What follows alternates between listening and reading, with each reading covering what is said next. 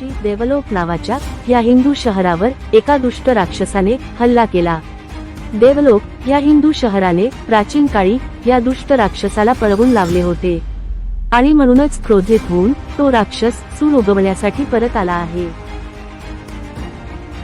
या हिंदू शहरातील लोक घाबरले नाही, कारण हिंदू रेव्हेंजर्स हे तयार होते शहराच्या रक्षणासाठी।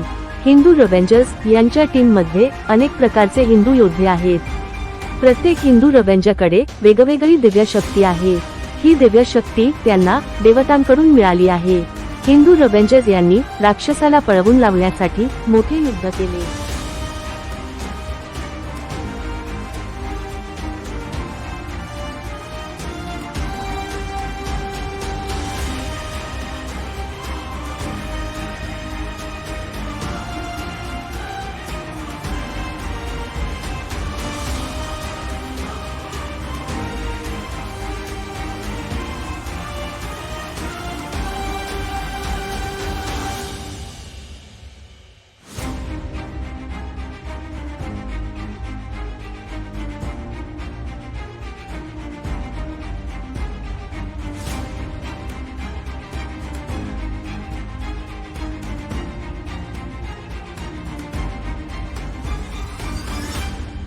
शेवटी राक्षस हरला आणि आधुनिक हिंदू शहर नष्ट होण्यापासून वाचले।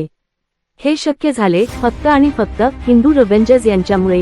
हिंदू रेव्हेंजर्स हे नेहमीच तयार असतात हिंदू धर्म आणि संस्कृतीचे रक्षण करण्यासाठी।